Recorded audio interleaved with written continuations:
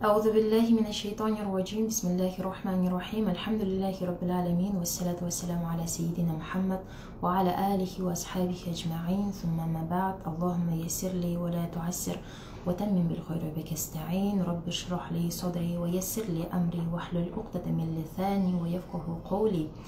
Ассаламу алейкум ва рахматуллахи ва баракату, хурматтуу жамаат, урматтуу жекелер, кандайсыздар? Бүгүн биз сиздер менен иншалла намаздын фарздары, ички рүкүндөрү жана важиптери тууралуу сүйлөшөбүз. Өткөн сабакта биз сиздер менен намаздардын шарттарын өттүк, намаздан алдын аткарылуучу шарттарды өттүк. Эми ошол теманы биз сиздер менен ихтияр китебинен өткөнбүз.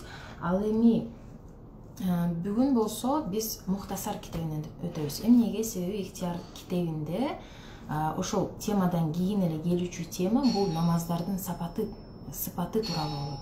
Намазды кандай таризде окуш керек?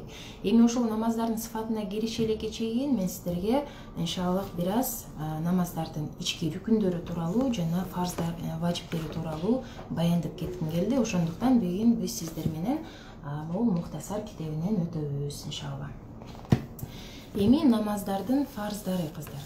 Кайсылар экен? Эң эле алгачкы намаздын фарзы бул вафардухат тахрима дейт. Тахрима деген эмне? Кыздар, биз намазга даярдандып келдик, ниет кылдык, кылганы жүздөндүк, анан Аллаху акбар дедик. Эми ошол Аллаху акбар деп кол какканда ушул такбир тахрима деп коет.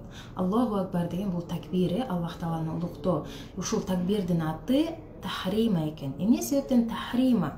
Себеби тахрима деген сөз бул харама деген сөздөн чыккан. Харама яхриму харамун деген сөз. Харамун деген бул тыюу салынган, харам болгон. Буну баарыбыз билебиз иншалла. Эми эмне себептен харам делип калды? Себеби биз ушул намазга кирүүбүз менен, такбирди кабылуубуз менен мага бул дүйнөдө, бул жашоодо эмне адал болгон болсо бүт бардыгы арам болот экен, кыздар. Мына азыр мисалы ала турган болсом, суу ичсем намазга чейин, ошол суу мага адал. Ал эми мен намазды баштагандан кийин Аллаху акбар деп колду каккандан кийин ошол суу ичүү мага арам болуп калат. Деги эле эмне бул жашоомдо эмне иштер мага адал болсо, намазды баштоо менен бунун баардыгы арам болуп калат. Башкача айтканда, мен намазга кирдим, мен Аллах тааланын астында турамын, мен ибадаттамын, мен сыйынуудамын, мен эч нерсе менен алек болбошум керек, мен башка эч нерсе менен алаксыбашым керек. Дагы бир мисал айта турган болсок, эгерде мен намаз окуп атсам, мисалы жария окуп атсам, мен ката кетирдим. Мен катары кетирип алдым дагы менин жанымдагы адам мени оңдоп койду. Эми ошол адам оңдогондон улам мен намазымды оңдосом, ошол оңдоп койду, мен оңдодум, ошол жерде менин намазым автоматически бузулат. Эмне себептен? Себеби мен ошол адам менен мамиле кылып койдум. Демек, намазды баштагандан кийин мен сыртта адамдар менен эч бир мамиле да кылбашым керек экен. Мен бүт мамилемди үзүшүм керек экен. Эгерде ал атайын оңдогон болсо, мен атайлап оңдогонунан улам аны угуп намазымды оңдосом, анда намазым бузулат экен. Бирок эгерде мен имам болсом, менин артымда жамаатым болсо, мен адашып кетсем, жамаатымдын ичинен бир киши мени оңдой турган болсо, анда эч нерсе болбойт, себеби ал намаздын ичиндеги адамдар болуп эсептелет. Намаздан тышкары бирөө оңдой турган болсо, анда менин намазым бузулуп калат. Эгер мен оңдосом, аларды угуп оңдой турган болсом. Эми Аллах субхана ва тааля Муддассир сүрөсүнүн 3-аятында айткан экен: "Стагъзибилля ва роббука факаббир" деп. Аллах тааланы, Роббуңду улуктагының деп Аллах таала бизге өзү буйруп жатат. Улуктагының, такбир айткының деп бизге буйруп жатат. Ошондой эле бул жерде Али радиаллаху анхудан риваят келет экен. Пайгамбар саллаллаху алейхи салам айткан: "Тазалык, дараталуу бул намаздын ачкычы, ал эми такбир айтуу бул намаздын тахрими, ал эми таслим айтуу бул намаздын тахлили" деп. Такбир айтуу, Аллаху акбар деп такбир айтуу бул намаздын тахрими. Башкача айтканда, мен намазга кирдим, намаздан тышкары нерселердин баары мага арам болуп калды деген сөз. Ал эми таслима деген эмне? Таслима деген бул намазыбызда, намаздын аягында ассаламу алейкум ва рахматуллах, ассаламу алейкум ва рахматуллах деп салам беребиз. Ошол саламды таслима деп коет. Ошол таслима айтуу менен мен намазымды тахлил кылдым дейт. Тахлил деген сөз бул халал деген сөздөн келген. Демек, мен арам кылган нерсенин баарын кайра өзүмө баарын адал кылып алдым деп жатат. Демек, кыздар, намаздын эң эле алгачкы парзы бул такбир тахрима кылуу экен. Бунусуз намазым башталбайт. Бул фарзды аткармайынча менин намазым толук болбойт. Эгерде кокустан мен такбирди айтпай эле намазымды баштап алсам, ниет кылдым деп эле намазымды баштап алсам, менин намазым толук болбойт, себеби мен фарзды аткарган жокмун. Эгер биз фарзды аткарбасак, кыздар, намазыбыз толук болбойт. Эгерде важип калып кете турган болсо, анда важипти адашуу саждасы менен оңдоп кетсек болот, же болбосо толуктап кетсек болот. Ал эми фарз аткарылбай калса, анда намаз болуп эсептелинбейт, кыздар. Бул биринчи фарз экен, кыздар. Экинчи фарзы кыям. Билсеңиздер керек, кыям деген бул түз турган, тике турган положение. Эми намазыбызды биз кыямда окушубуз керек экен, сөзсүз түрдө. Бул фарз намаздарга тиешелүү, кыздар, нафил намаздарга тиешелүү эмес. Фарз намаз дегенде жана ошондой эле важип намазга, витр важип, бизде бир витр важип намаз бар. Ошол витр важип менен калган 5 убак фарз намаздарды биз сөзсүз түрдө турган абалда окушуп керек экен. Отуруп намаз окуган болбойт экен, кыздар, фарз намаздарды. Себеби пайгамбарыбыз саллаллаху алейхи вассалам риваятта келген боюнча эч качан фарз намаздарын отурган абалда окуган эмес. Бирок нафил намаздарын, сүннөт намаздарын окуган деп риваят келген экен. Нафил намаздарга уруксат берилет. Себеби ал фарз эмес. Нафил намазда эгерде ден соолукка байланыштуу, эгер мен ооруп турсам, тура албасам, турганга кажетим жетпесе, оору себептүү же болбосо башка бир себептер менен өйдө туруп намаз окуй албасам, нафил намаздарда отуруп окуганга уруксат берилет экен. Же болбосо мисалы узун намаздарда, таравих сыяктуу нафил намаздарда эгерде бутум ооруп кете турган болсо, аябай чыдабай кетсем, анда отуруп улансам болот экен, кыздар. Ал эми фарз намаздарда кыямда туруп гана намаз окуйт экенбиз. Эми кээ бирки рүкүндөрдү, фарздарды Аллах субханала тааля өзүнүн Куранында бизге баяндап берген. Ал эми кээ бирки рүкүндөрдү пайгамбар саллаллаху алейхи вассалам өзү бизге амалы менен көрсөтүп берген. Биз сизге айттык, пайгамбарыбыз фарз намаздарды эч качан отурган абалда окуган эмес. Пайгамбарыбыз ар дайым турган абалда гана окуган деп айттык. Демек, биз ушундан билет экенбиз, кыямда туруп намаз окуу биз үчүн фарз экендигин. Себеби пайгамбарыбыз аны эч качан таштаган эмес. Бул жерде Бакара сүрөсүндө келет экен. Бакара сүрөсүнүн 238 аятында Аллах субханала тааля айтып жатат: "Куму лиллахи қонитин" деп. Аллах субханала тааля ибадат кылуу таризинде каниеттүүлүк менен, моюн сунуп, итаат кылып, ихластуулук менен дуа кылып, кыямда тургула деп Аллах таала бизге буйруп жатат. Шул жерде Куму лиллахи қонитин деп атпайбы? Қонитин деген сөз өтө кереметтүү сөз экен. Эмнеге? Себеби өзүнүн ичинде бардык момундун сыпаттарын өзүнө камтып алган экен. Аллах таала бул жерде айтып атат: силер каниеттүүлүк менен, кулчулук кылып, моюн сунуп, Аллах тааладан коркуп, Аллах таалага махаббатым менен намаз окугула, коркунуч сезим менен, хушу, хузур менен намазыңарды тургузгула деп Аллах таала бизге буйрук кылып жатат. Ошондой эле далил катары дагы бу жерде Имран бин Хусейн радиаллаху анху риваят кылат экен. Пайгамбар саллаллаху алейхи вассалам айткан экен: туруп намаз оку. Эгерде алың жетпесе, анда отуруп намаз оку. Эгер ага да алың жетпесе, анда жатып оку деп Пайгамбар саллаллаху алейхи вассалам уруксат берген экен. Албетте бул жанагындай ооруган адамдарга айтылат, кыздар. Жөндөн жөн эле, мисалы жөндөн жөн эле нафил намазды деле отуруп окуган болбойт. Эгерде чындап эле менин ден соолугума байланыштуу, мен ооруп жатсам, өзүмдү жаман сезип жатсам, эгерде туруп окуганда мен кулап кала турган болсом, же бутум аябай оорутуп атса, тиселерим оорутуп атса, такыр турганга чыдабасам, анда отуруп окуганга уруксат берилет. Мисалы, боюнда бар эжекелерибиз сурогу чоңойгон сайын эрке эжекелерибизге туруп отуруу кыйын болуп калат. Бирок ошондо дагы фарз намаздарды биз туруп окушубуз керек экен, кыздар. Сүннөт намаздарды, нафил намаздарды отуруп окуганга уруксат берилет. Ал эми фарз намазды болушунча фарз болгондуктан кийин жана кыям бизге фарз болгондуктан кийин биз туруп окушубуз керек, кыздар. Кийинки фарзыбыз Ва қираатун аятин фи кулли мин ракаатал фарди. Эми бул жерде эмне деп жатат? Кыраат кылуу фарз дейт. Ар бир 2 рекетте кыраат кылуу фарз деп жатат. Мисалы, ушул мухтасардын ибарасын ала турган болсок, бул жерде ар бир 2 рекетте деп атат. Ар бир рекетте, мисалы, фарз намаздын 4 рекети боло турган болсо, ушул фарз намаздын биз негизи биринчи 2 рекетинде кыраат кылабыз. Фатиха сүрөсүнөн тышкары сүрө кошобуз. Ошону биз кыраат деп атабыз. Биз биринчи, экинчи рекетине кошобуз, ал эми үчүнчү, төртүнчү рекетине кошпойбуз. Эмнеге? Себеби пайгамбар саллаллаху алейхи вассалам ар дайым ушинтип окуган. Пайгамбар саллаллаху алейхи вассалам ар дайым биринчи, анан экинчи рекетине кошкон. Ал эми үчүнчү, төртүнчү рекетине кошкон эмес. Бирок бул жерде айтылып атат, кыраат кылуу негизи кыраат деген эмне? Кыраат деген окуу дегенди билдирет. Кора, окуу. Бирок кыраат кылуу намазда бул Курандан бир нерсе окуу. Куран китебинен эмес, негизи жатка Курандан сүрөлөрдү окуу деп жатат. Эми жок дегенде вакыраатун ая, жок дегенде бир аят окуу, бул фарз болуп эсептелинет экен. Ар бир фарз намазынын 2 рекетинде жана башка нафил намаздар, кандай гана нафил намаз болбосун, ошондой эле витр важип намаздын ар бир рекетинде кыраат кылуу бул фарз болуп эсептелинет экен. Эми ошол 4 рекет фарз намазын ала турган болсок, ошол 4 рекеттин кайсыл гана рекетинде болбосун кыраат кылса болот экен. Бирок ал 2 рекет болуш керек экен. Биринчи, экинчи рекетинде, же болбосо биринчи, төртүнчү рекетинде, же болбосо үчүнчү, төртүнчү рекетинде, же болбосо экинчи, үчүнчү рекетинде.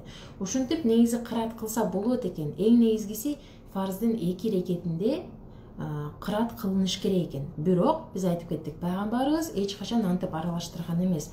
Пайгамбарыбыз ар дайым биринчи жана экинчи рекетинде эле кыраат кылган. Эми бул жерде жок дегенде бир аят кыраат кылгыла деп атат. Кыздар, бул жерде адаштырбагыла, бул жерде суроо туулушу мүмкүн. А Фатиха сүрөсүчү, Фатиха сүрөсү важип, фарз эмеспи деп. Биз Фатиха сүрөсүн ар дайым окуйбуз го деп. Жок, Фатиха сүрөсү фарз болуп эсептелинбейт. Фатиха сүрөсүнүн өкүмү фарз эмес, Фатиха сүрөсүнүн өкүмү важип. Ал жөнүндө да иншалла өтөбүз. Бул жерде негизи эле намаз учурунда, намазга турганда Курандан бир нерсе окуу, жок дегенде бир аят окуу фарз деп жатат. Фарз десе, бир эле аят окуп койсо болот турбайбы деген эмес, а балким жок дегенде ошол бир аятты окуу бул фарз экен деп билебиз. Бирок пайгамбарыбыз ар дайым Фатиха сүрөсүн кошкон. Фатиха сүрөсүнө дагы зам сүрөлөрүн кошкон. Мисалы биз азыр сүйлөшүп аткан нерсе бул зам сүрөлөрү тууралуу болот, кыздар. Кошумча сүрөлөр тууралуу болот. Эми бул жерде биздин алымдарыбыз, биздин Ханафи мазхабтын алымдары Абу Юсуф менен Абу Юсуф рахматуллахи алейхи жана Мухаммад аш-Шайбани рахматуллахи алейхилер айткан экен, бир аят дегенден максат, жок дегенде бир аят деп атпайбы? Ошол бир аят дегенден максат ошол бир аят же узун болуш керек, же болбосо ал кыска 3 аят болуш керек. Мисалы Ихлас сүрөсү сыяктуу, же болбосо Кавсар сүрөсү сыяктуу, алар кыска. Мисалы бисмиллахир-рахманир-рахим. Инна а'тайнакал каусар фасолли ли раббика ванхар инна шанияка хувал абтар. Ушул 3 аяттан турган сүрө жок дегенде окулуш керек. Же болбосо ушул 3 аяттан турган сүрөдөй көлөмчөлүк бир узун аят окулуш керек деп биздин имамдарыбыз бизге айткан экен, кыздар. Эми бул бир аят дегенде каяктан алдык? Буга далил барбы дей турган болсок, Музаммил сүрөсүнүн 20-аятында Аллах субханаху ва таала айткан экен: "Фақрау стағзибилла фақрау ма таяссара минал Qur'an". Аллах таала айткан экен, Курандан өзүңө оңтою келгенин, Курандан өзүңө ыңгайлуу келгенин оку деп Аллах таала айткан экен. Оңтою, ыңгайлуу келгени дегенден максат, кыздар, биздин алымдардын айтышы боюнча, не только Ханафи мазхабынын алымдары, бардык алымдардын бул жерде ижма бар экен. Ижма деген эмне? Ижма деген бир кылымдарда, кыздар, ушундай бир алымдар болгон, алардын сөздөрү өтө өтүмдүү болгон. Алар ушунчалык деңгээлде илимдүү болушкан. алардын сөздөрү бардык нерсеге өтүмдүү болгон. Эми ошондой алымдар чогулуп бир маселеде бардыгы бир сөз айта турган болсо, бардыгы бир маселеде бир келишимде боло турган болсо, ошону биз ижмак деп коебуз. Ижмакты эч качан мансух кыла албайт деп коет. Мансух деген ошол ижмак эч качан өчпөйт. Ижмак кылган өкүм ошол бойдон дайыма кала берет деген сөз. Эми биздин алымдардын ижма боюнча, алымдардын айтышы боюнча фақрау ма таяссара минал Кур'ан дегенден маани Аллах Таала өзүңөргө ыңгайлуу келгенин окугула деп атпайбы? Ушул жерде жок дегенде бир аят окугула деп жатат деп биздин алымдар айтат экен кыздар. Жок дегенде бир аят окугула, ошол бир аятты окуганда биз фарзыбызды өтөгөн болот экенбиз кыздар. Эми бул жерде дагы бир суроо туулат кыздар. Эмне себептен биз фарз намаз окуганда, мисалы 4 рекет фарз окусак, биринчи, экинчи рекетинде кырат кылабыз, сүрөлөрдү окуйбуз, ал эми 3-чү, 4-чү рекетинде кырат кылбайбыз. Фатиха сүрөсүнөн тышкары айтып атам кыздар. Эмне себептен кырат кылбайбыз? Нафил намаздарда ар бир рекетте кырат кылабыз. Эмне себептен десек, кыздар, себеби фикh илиминде ушундай понятие бар экен, түшүнүк бар экен кыздар. Ибаратун нас, анан далалатун нас деген нерсе бар. Ибаратун нас азыр Аллах Таала фақрау ма таяссара минал Кур'ан деп айтып атпайбы? Бизге буйрук кылып атат, ушул ибаратун нас экен. Эми биз айтат экенбиз, бир рекет эч качан жалгыз келбейт. Бир рекет ар дайым экинчи рекети менен коштолуп келет. Эч качан жалгыз келбейт. Бир рекет болсо, анын жанында дайыма экинчи рекети бар. Демек, Аллах Таала бизге бир рекетинде окуганга буйруган болсо, биз билет экенбиз. Бул ошол буйрук экинчи рекетке дагы далалат кылат экенине, экинчи рекетте дагы окуганга далил болот экендигине биз билет экенбиз кыздар. Себеби эмнеге? Себеби бир рекет ар дайым экинчи рекети менен коштолуп келет. Ошондуктан бул аят бир эле рекетке эмес, балким эки рекетке дагы, экинчи рекетине дагы далил катары келип жатат дейт экенбиз кыздар. Ал эми 3-чү, 4-чү рекетине бизде уже далил жок экен. 3-чү рекетте дагы фарздын 4-чү рекетинде дагы кырат кылганга бизде далил жок болгондуктан биз 3-чү, 4-чү рекетинде кырат кылбайт экенбиз. Мисалы дагы түшүнүктүү болуш үчүн, эгерде имам хутба кылып атса, хутбасында айтып атса, ата-энеңерге жакшы мамиле кылгыла, ата-энеңерди урбагыла, ата-энеңерди сөкпөгүлө, ата-энеңерге жаман мамиле кылбагыла, айтып, ата-энеңерге ар дайым жакшы мамиле кылгыла деп жатса, анан ошого далил катары Аллах Таала Куранда ата-энеңерге уф деп дагы айтпагыла деп айтса, эми ошол ата-энеңерге уф деп дагы айтпагыла деген бул ибаратун нас болот. Бирок ошол ибаратун настан биз далалат алат экенбиз.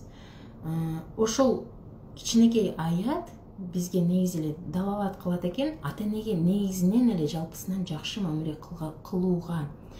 Ушундай сыяктуу эле биздин аятта дагы Аллах Таала бизге буйрук берди. Бирок ошол буйруктан биз билет экенбиз, биринчи эле рекетте окубастан, балким ошол буйрук экинчи рекетке дагы далалат болуп жатат деп, экинчи рекетте дагы кырат кылат экенбиз. Ал эми калган рекеттерге бизде далалат жок болгондуктан калган рекеттерде кырат кылбайт экенбиз. Ал эми нафил намаздары тууралуу сүйлөй турган болсок, нафил намазында ар бир рекетинде кырат кылуу фарз. Эмнеге? Ал 4 рекет болсо дагы, ал 6 рекет болсо дагы биз кырат кыла беребиз. Себеби дегенде нафил намазы ар дайым 2 рекеттен гана турат экен кыздар. Биз нафил намазды, бир нафил намазды 4 рекет окусак дагы бир салам менен, 6 рекет кылып окусак дагы бир салам менен, ал нафил намаз 2 рекет сайын жаңылып турат экен. Нафил намаз 2 рекеттен ашпайт экен. Ортосунда салам бербесек дагы ал 2 рекет болуп эсептелине берет экен. Кийинки 3-чү, 4-чү рекет өзүнчө бир 2 рекет болуп эсептелине берет экен. Кийинки 5-чи, 6-чы рекет ал да өзүнчө бир 2 рекет болуп эсептелгендиктен биз айтат экенбиз, ар бир рекетинде окуу фарз болуп эсептелинет, кырат кылуу фарз болуп эсептелинет дейт экенбиз.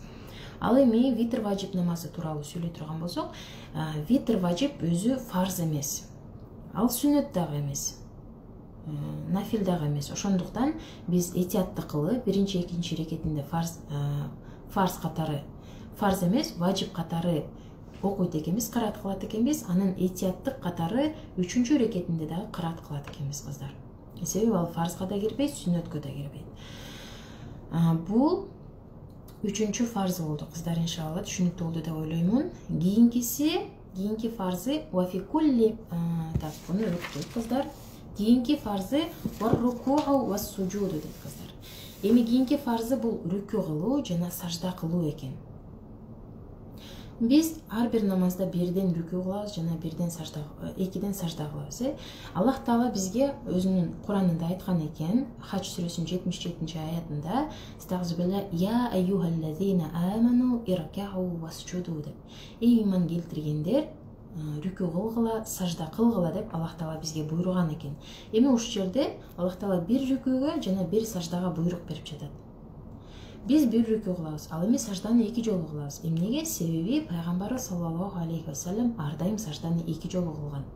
Ар дайым сажданы 2 жолу кылган, демек экинчи сажда бул амалий сажда экен. Биз пайгамбарыбыз саллаллаху алейхи вассалам ар дайым кылгандыктан, биз дагы ошол экинчи сажданы дагы фарз деп, амалий сажда деп ар дайым кылат экенбиз. Ошондой эле сажда кылганда биздин сөзсүз түрдө кыздар чекебиз, мурдубуз жерге тийиш керек экен. Ошону менен биргеликте эки колубуз, эки тизебиз жана буттарыбыздын эки учу сөзсүз түрдө жерге тийиш керек. Буга пайгамбар саллаллаху алейхи вассалам айткан экен: адам баласы намаз окуп жатканда 7 сөк жерге тийиш керек экен. 7 сөк алар маңдайыбыз дегенде чекебиз, мурдубуз, эки колубуз, бутубуздун эки учу, анан тизелерибиздин эки учу. Тизелерибиз да жерге тийиш керек экен. Эгерде бул мүчөлөрдүн бирөөсү эле жерге тийбей калса, анда намазыбыз толук болбой калат. Намазыбыз өтөт, намазыбыз кабыл болот, бирок кемчиликтүү болуп калат кыздар. Макрух тахримий болуп калат. Ошондуктан көбүнчө намаз окуп атканда көпчүлүк адамдар саждага барганда арттагы буттар өйдө көтөрүлүп кетет. Именно учтары мынтип өйдө көтөрүлүп кетет. Ошол болбойт кыздар. Буттун учтары ар дайым жерде туруп туруш керек. Биз биринчи саждага кеткенде бутубуз ушинтип туруп турат. Экинчи саждадан каадага отурганда бутубузду артка жылдырабыз. Кийинки саждага кеткенде деле бутубуздун учу жерге тийип туруш керек. Ушул абалда эле жерге тийип туруш керек кыздар. Анан өйдө туруп кетебиз кыздар үчүн. Бул да иншалла түшүнүктүү болду деп ойлойм. Кийинки фарзы вал каадатул ахира кудрат ташаххуди. Эми акыркы каада фарз деп атат кыздар. Каада деген эмне? Каада деген бул отурган положение. Биз эки сажда кылгандан кийин же эки сажданын ортосунда каада кылабыз. Эки саждан эки рекетти бүтүргөндөн кийин ортодо бир каада кылабыз. Анан эгерде намаз 4 рекетте болсо, анда аягында бир сажда кылабыз. Демек биз билебиз, эки рекетте бир каада бар экен, 4 рекетте эки каада, 3 рекетте дагы эки каада бар. Эми ушул намаздардын акырындагы каадасы, эң акыркы каада, биз салам бере турган каада, бул фарз экен. Бул каадада биз сөзсүз түрдө отурушубуз керек экен. Анан жөн эле отуруп койбостон ошондо ташаххуд окуу бул дагы фарз экен кыздар. Же болбосо ташаххуд окуунун мөөнөтүнчөлүк отуруу кыздар. Ташаххуддун мөөнөтү канча? 1 мүнөт, 2 мүнөт болушу мүмкүн. Аттахияту лиллахи вассалавату ваттайбат. Ассаламу алейка я айюха наби ва рахматуллахи ва баракатух. Ассаламу алейна ва аля ибадиллахи солихин. Ашхаду ан ла илаха иллаллах. Ашхаду анна Мухаммадан абдуху ва расулуллах. Ушул жерге чейин канча мүнөттү айттым? 1 мүнөттү айттым. Ошол мөөнөтчөлүк ташаххудда отуруу бул фарз экен кыздар. Эгерде бул мөөнөтчөлүк отурбастан эле акыркы каадага келип мен сразу салам берип салсам, анда намазым толук болбой калат. Ушул мөөнөттү мен сөзсүз түрдө отурушум керек экен. Бирок мөөнөтчө отуруш фарз экен, ташаххудду окубай койсо болобу десек, жок. Ташаххудду сөзсүз түрдө окуш керек. Бул важип амалдардан болот кыздар. Эми биз жогоруда айттык, Аллах субханала таала Куранда бизге кээ бирки рүкүндөрдү ачык айтты. Мисалы, сажда кылгыла, рүкүү кылгыла деп. А кээ бирки рүкүндөрдү ачык айткан жок, бирок пайгамбарыбыз саллаллаху алейхи вассалам бизге баяндап берди дедик. Бул случайда дагы кыздар пайгамбарыбыз саллаллаху алейхи вассалам өзү баяндап берип жатат. Аллах Таала бизге жалпысынан эле айтып атат. Ва акимус солат, намазды тургузгула деп Аллах Таала жалпысынан айтып атат. Ал эми пайгамбарыбыз саллаллаху алейхи вассалам өзүнүн кылган намаз окуусу менен, кылган амалдары менен бизге көрсөтүп жатат. Пайгамбар саллаллаху алейхи вассалам эч качан акыркы каадасын калтырган эмес экен. Намаздын акыркы каадасын эч качан калтырган эмес экен. Пайгамбар саллаллаху алейхи вассалам намаздын ортоңку каадасын, алгачкы мисалы 4 рекет намаз болсо же 3 рекет намаз болсо, ортоңку каадасын калтырып кеткен учуру болгон деген риваят бар экен. Бирок акыркы каадасын пайгамбарыбыз эч качан калтырган эмес. Ошондон улам жана ушул каада, акыркы каада сүннөт же болбосо важип деген эч кандай хадистер же болбосо риваяттар келбегендиктен биз айтат экенбиз, акыркы каадада ташаххуд мөөнөтчүлүк отуруу бул фарз. Себеби пайгамбарыбыз ар дайым отурган деп айтат экенбиз кыздар. Эми акыркы фарздардын бири бул вал хуруджу бисунахи. Вал хуруджу бисунахи деген бул адам намазды өз ыктыяры менен бүтүрүү, намаздан өз каалоосу менен чыгуу. Биз кандай эле намазга өз ыктыярыбыз менен кирдик, Аллаху акбар деп кирдик, ошондой эле өз ыктыярыбыз менен намаздан чыгышыбыз керек экен. Бул учурда биз намаздан ассаламу алейкум ва рахматуллах, ассаламу алейкум ва рахматуллах деп чыгып атабыз, кыздар. Салам берүү менен болду, биз намазды бүтүрдүк деп атабыз. Биз кандай өзүбүзгө намазга кирип өзүбүзгө бардык нерсени харам кылдык, ошондой эле ошол харамды кайрадан адал кылышыбыз фарз экен, кыздар. Пайгамбар саллаллаху алейхи вассалам айткан: "Ат-тахрим хут-такбир ва-ат-тахлил хут-таслим." Силердин такбириңер бул силердин тахримиңер, намазды баштооңор деп атканы. Ал эми силердин таслимиңер, таслим деген бул салам берүү эки жака, ассаламу алейкум ва рахматуллах деп салам берүүңөр бул силердин тахлилиңер. Демек, намазды бүткөндөн кийин салам берүү менен болду, биздин намазыбыз аяктады. Биз анан бул жерде да суроо жаралышы мүмкүн. Намаздан кийинки кылынуучу амалдар, мисалы зикир чалуу, дуа кылуу, булар милдеттүү эмеспи деп. Булар милдеттүү эмес, кыздар. Эгерде мен намазды бүтүрдүм, өз ыктыярым менен бүтүрдүм, саламды бердим, саламды бергенден кийин, мисалы убактым болбой калса, же болбосо башка бирөө келип мага суроо берип калса, мен ага жооп бере берсем болот. Мен башка иштер менен алектене берсем болот, же болбосо ошол чала турган таспихтерди жолдон деле чала берсем болот. Бирок такыбалык үчүн эң жакшысы ошол намаздан кийин отуруп шашпастан таспихтеримди бүтүрүү жана сүрөлөрүмдү окуу эң жакшысы болот, кыздар. Анан ушул жерден мисал катары, эгерде мен намаз окуп атам, намазымды акыркы каадасына келдим, ташаххудду окудум, салаватты окудум, бирок салам бере элекмин. Бирок ошол жерден эле өз ыктыярым менен бир жеримди тырмап койдум, же болбосо мурдумду канатып койдум, же болбосо даратымды бузуп атайлап өзүм ыктыярым менен желим чыгарып койдум деп коелу. Эгерде мен өз ыктыярым менен ошону кыла турган болсом, атайын бузсам даратымды, анда мен намаздан чыккан болуп эсептелем. Себеби мен ошол акыркы кааданы мөөнөтүн отуруп бүттүм, андан кийин өз ыктыярым менен даратымды бузуп салдымбы, демек мен өз ыктыярым менен намаздан чыгып кеттим. Мен намазды кайрадан тургузуп бербеймин. Намазым кабыл болду. Бирок ушул жерден эле эгерде мен намаз окуп атам, кааданы өтөп бердим, ташаххудду окудум, салаватты окудум, бирок салам бергенге чейин эле даратым менин ыктыярым жок эле, мен каалоосуз эле бузулуп калды. Мурдум өзү канап кетти, же болбосо башка бир себептер менен даратым бузулуп калды. Мен атайын кылган жокмун, анда намазым бүткөн жок, кыздар. Анда намазымды кайрадан окуп берем, башынан окуп берем, дарат алып кайрадан окуп берем. Себеби мен ниетимде мен намазымды бүтүрдүм деген ниетим жок болчу. Мен атайлап эч нерсе кылган эмесмин, салам берген эмесмин, же болбосо өзүм даратым бузган эмесмин, ал өзү бузулуп калды. Демек, намазым толук боло элек деп билет экенмин, кыздар.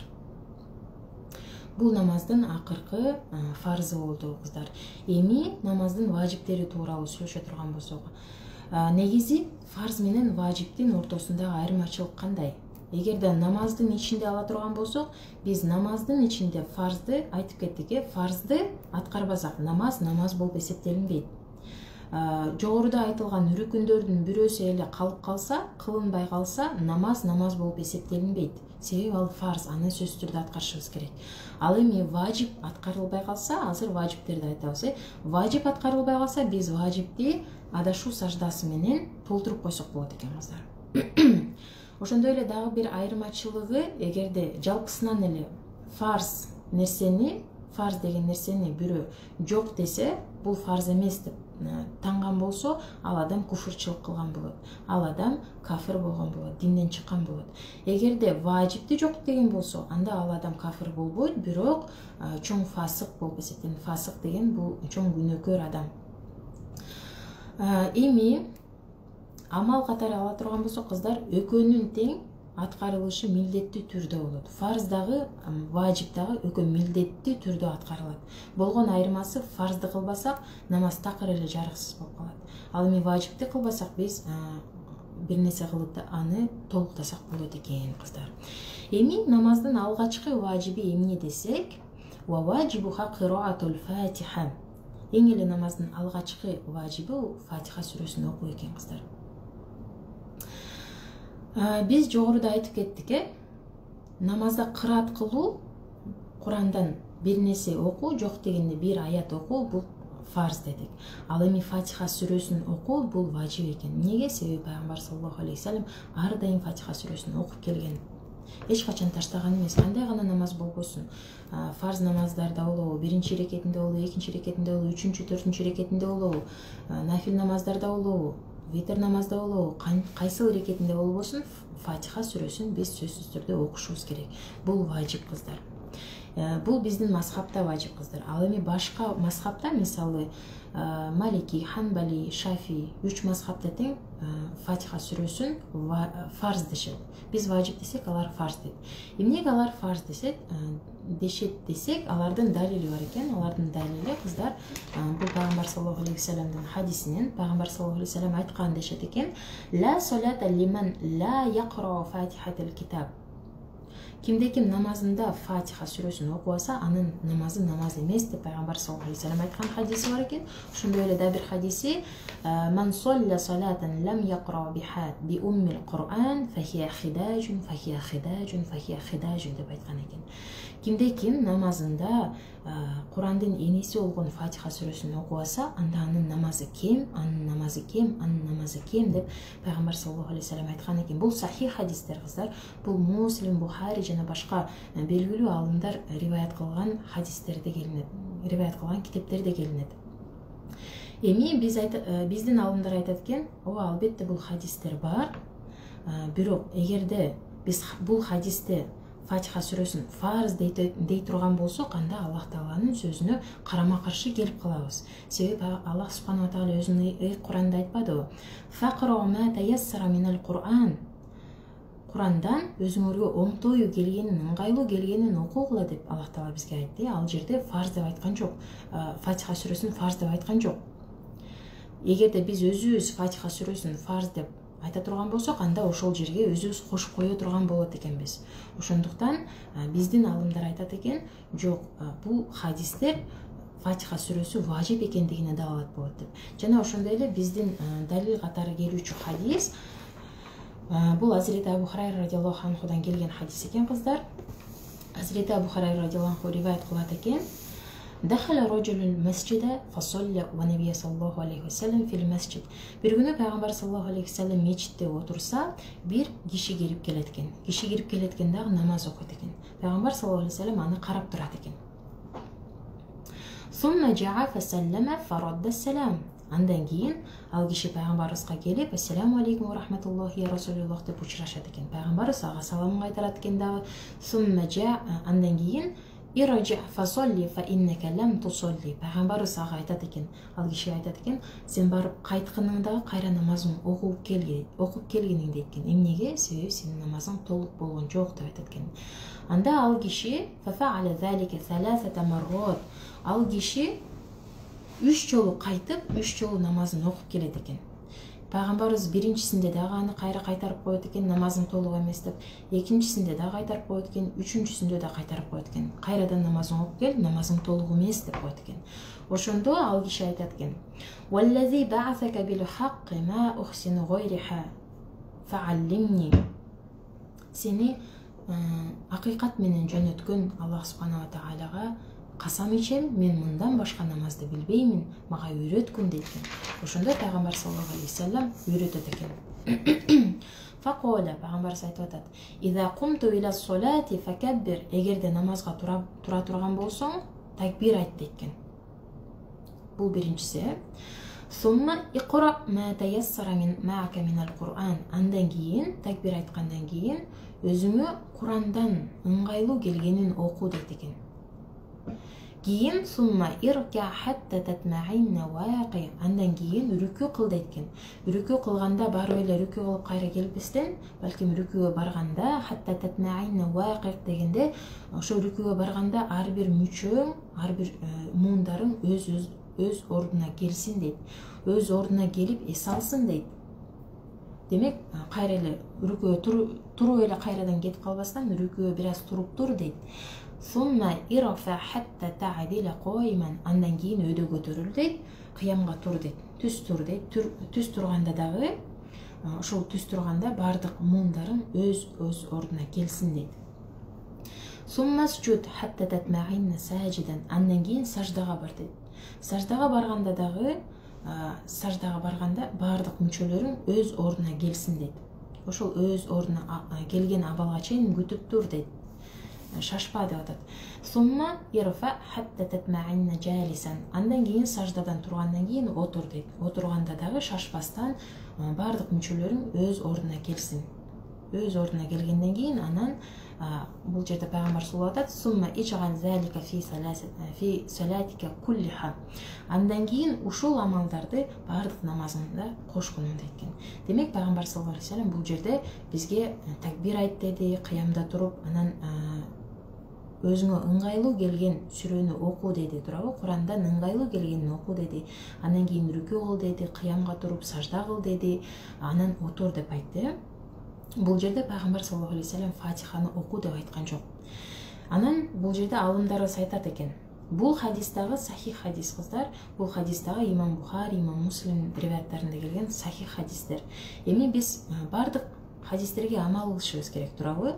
Демек, жогоруда келген хадистерге да биз амал кылабыз. Пайгамбарыбыз айткан, намазды фатихасыз окуй турган болсок, намаз болуп эсептелинбейт. Бирок ал хадистеги Фатиха сүрөсүн биз важип катары алабыз.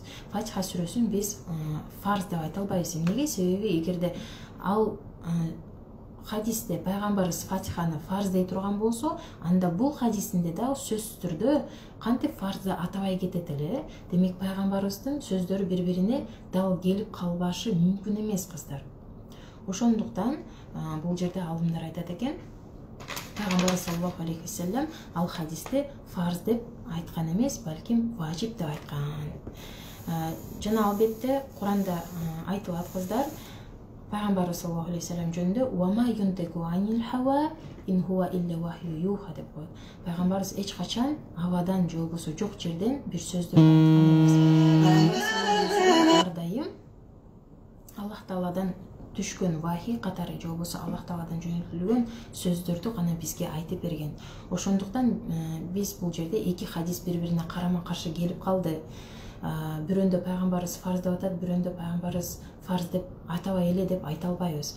Ушул хадистерден улам биз билет экенбиз, Фатиха сүрөсү фарз эмес, важип катары бизге өкүм кылынган экенин, кыздар. Бул биринчи алгачкы важип болду, кыздар. Иншалла түшүнүктүү болду деп ойлоймун. Кийинкиси ва домму сура. Экинчи важиби домму сура. Домму деген эмне? Домму деген бул кошуу дегенди билет. Бизде билесиздерби, кошумча сүрөнү зам сүрө деп коет. Эми зам сүрө деген ушул сөздөн келген. Домму сура деп, анан зам сүрө болуп калган. Негизи домму деген бул этиш, сүрөнү кошуу дегенди билдирет. Ал эми бизде зам сүрөсү деп өзүбүз ат коюп алган экенбиз. Эми биз жогоруда айттык, фарзда бир аят болсо дагы намазга кошуу бул фарз болуп эсептелинет. Ал эми бул андан тышкары, кыздар. Бирок Фатиха сүрөсүнөн кийин ушул аятты, ушул сүрөлөрдү кошуу бул важип болот экен. Фатиха сүрөсү бул важип экен, аны сөзсүз түрдө коштук. Фатиха сүрөсүнөн кийин эми зам сүрө кошот экенбиз. Зам сүрөнүн өлчөмү биз жогоруда айтып кеткендей эле, бул же бир узун аят болуш керек, же болбосо 3 кыска аят болуш керек. Жок дегенде мындан ашык болсо албетте эң жакшы болот, бирок жок дегенде бир узун же 3 кыска аят болуш керек, кыздар. Пайгамбар саллаллаху алейхи вассалам бул жерде Абу Саид аль-Худри радиаллаху анхудан риваят келген экен. умирна ан нақра би фатихатил китаби ва ма таяссара. Пайғамбар саллаллаху алейхи ва саллям бізге амыр қылған, бізге бұйырған дейді, намазда Фатиха сүресін жана өзіңізге жеңіл келген, өзіңізге ыңғайлы келген сүрені оқуыңызға бұйырған дейді.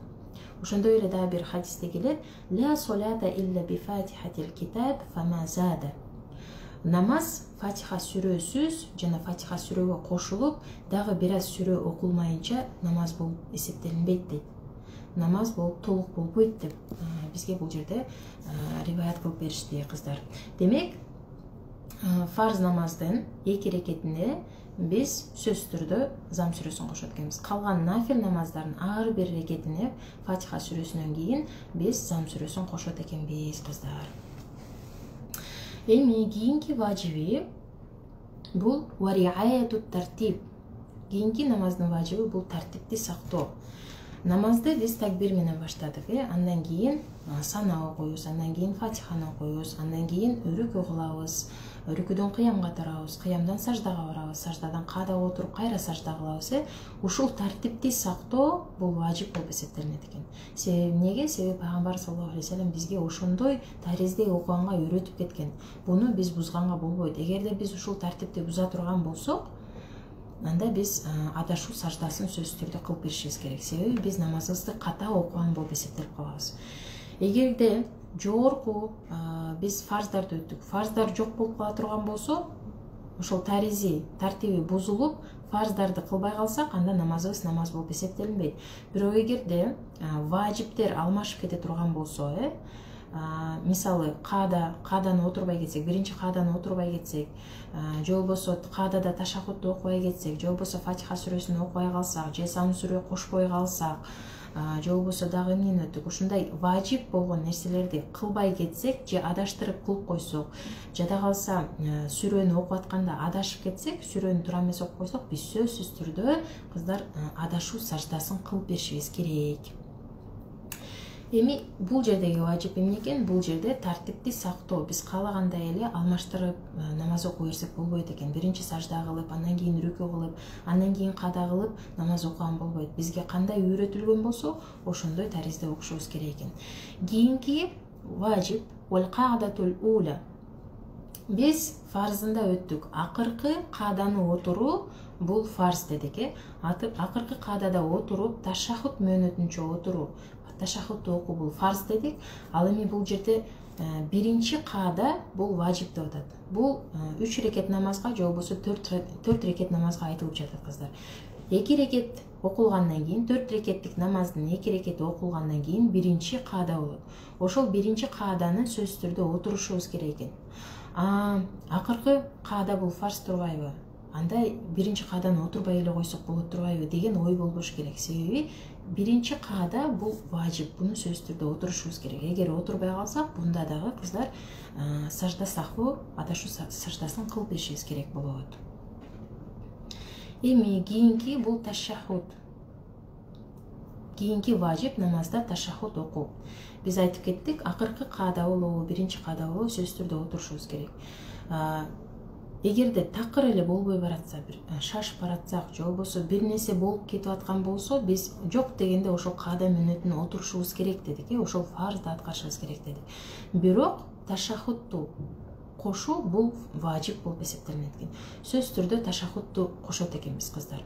التحيات لله والصلوات والطيبات السلام عليك يا أيها النبي ورحمة الله وبركاته السلام علينا وعلى عباد الله الصالحين أشهد أن لا إله إلا الله أشهد أن محمد عبده ورسول الله деп ташаххудду кошуу бул важип болуп эсептелинет экен. Буну калтырган болбойт экен. Эгер калып калса, анда сажда сахва кылабыз кыздар.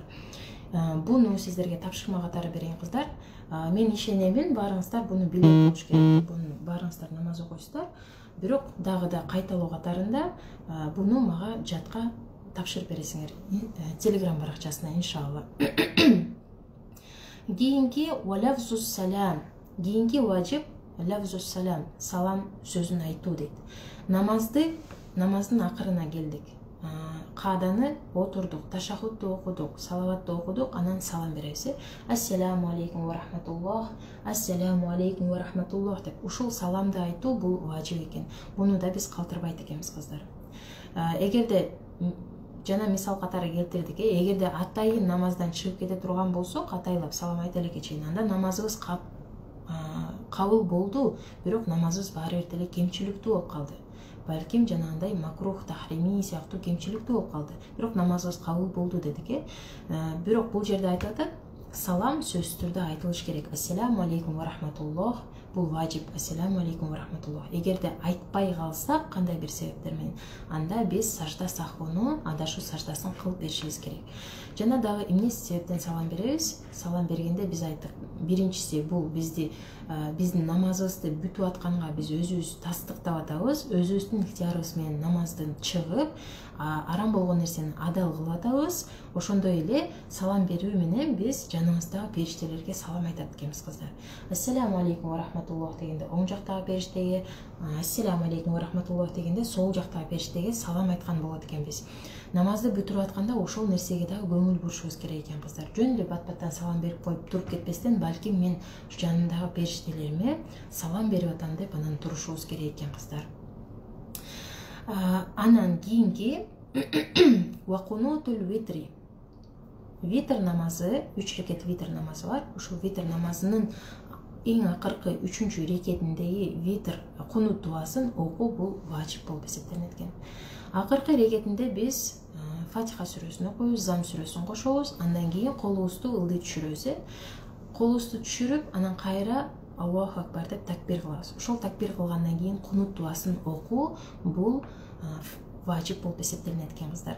Витр намазы тууралуу иншалла кийин дагы кененирээк өтөбүз. Кандай окулат, кандай теризде окулат, ошондо иншалла кунут дуасында жаттаттырам. Азыр пока ташаххудту тапшырып тургула. Эми кийинки важиптердин бири ваттакбиротул айдайн. 2 айт намазы бар. Ошол айт намазында намаз окуп атканда такбир айтышат.